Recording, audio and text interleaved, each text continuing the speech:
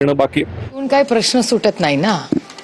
राजीनामा दिला त्याच्यात काय, म्हणजे आम्हाला राजीनामा नकोय, आम्हाला ऍक्शन पाहिजे सरकारकडून. आमची अपेक्षा आहे की तातडीने पटकन त्याचा अहवाल आलेला आहे, त्याच्यात हॉस्पिटलची चूक आहे हे म्हणजे समोरच दिसतंय आणि त्याच्यामुळे पूर्णपणे त्यांच्यावर केस ही झालीच पाहिजे आणि ती 24 तासाच्या आत ॲक्शन आम्हाला या डॉक्टर आणि त्या सगळ्या ज्या लोकांमुळे हत्या झालेली आहे त्यांच्यावर झाली पाहिजे.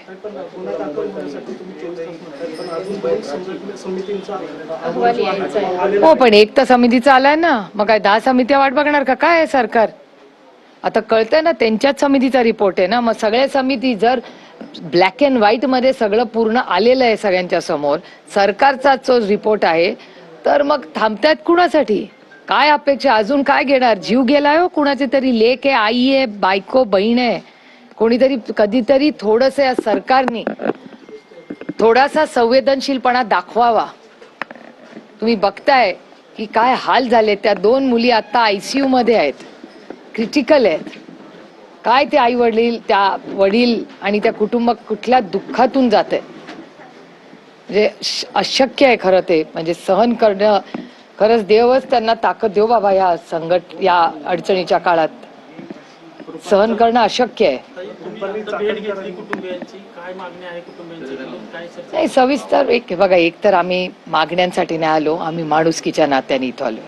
त्यांच्या घरातली, त्यांची बायको, मुलगी, सून, ज्या पद्धतीने तिच्यावर अन्याय झाला, तिची हत्या झाली आहे, त्याच्यासाठी आम्ही, त्यांची लेख तर आम्ही आणू शकत नाही, पण त्यांना थोडासा आधार देण्यासाठी आम्ही इथे आलेलो आहे.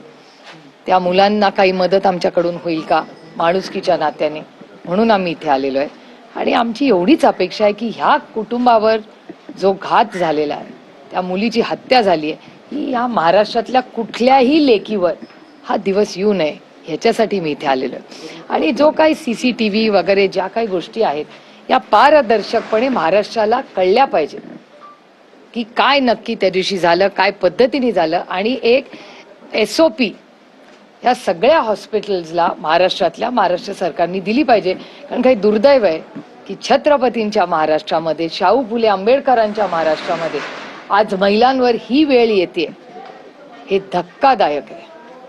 रुपाली चाकणकरांनी जो अहवाल वाचून दाखवला, तर त्यांचं असं म्हणणं आहे की अजून 2 समित्या ज्या आहेत, म्हणजे मृत्यूची संस्था आहे आणि धर्मादाय, यांचा रिपोर्ट आल्यानंतरच गुन्हा दाखल केला जाईल. एवढा वेळ का घेतला याची मला माहिती नाही.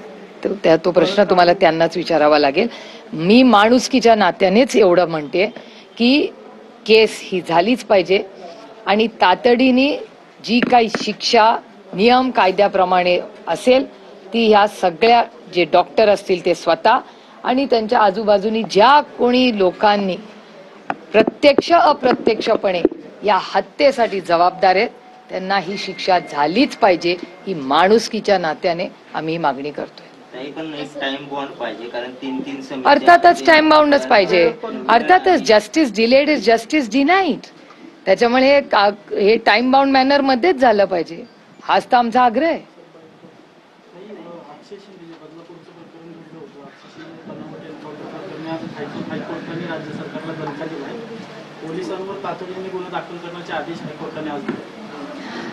मी मगाशीही बोलले, एक तर हा आत्ताचा जो विषय आपण बोलतोय हा खूप संवेदनशीलपणे आपण सगळ्यांनीच त्याच्याबद्दल बोललं पाहिजे.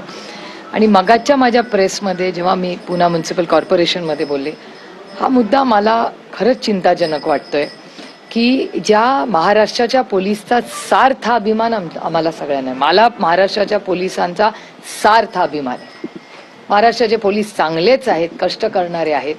अशा वेळी अशा किती घटना महाराष्ट्रात झालेल्या आहेत गेल्या 2 वर्षामध्ये, त्याच्यात प्रत्येक अहवालामध्ये पोलिसांची चूक असं कसं येतंय, याचा काहीतरी अभ्यास झाला पाहिजे. मी तुम्हाला उदाहरण देते. आता तुम्ही मला प्रश्न विचारला बदलापूरचा, तो ठपका पोलिसांवर, बीड मधली घटना पोलिसांवर, परभणीची घटना पोलिसांवर, पुण्यामध्ये झालेली घटना पोलिसांवर, मध्ये ज्या झालेल्या, आठवतं तुम्हाला, स्वारगेट. आता या 4 महत्वाच्या घटना तुमच्याच चॅनलनी सगळ्यांनी आणि वर्तमानपत्रांनी ब्रेक केलेल्या आहेत. 4ही अहवाल तुम्हीच वाचलेले आहेत.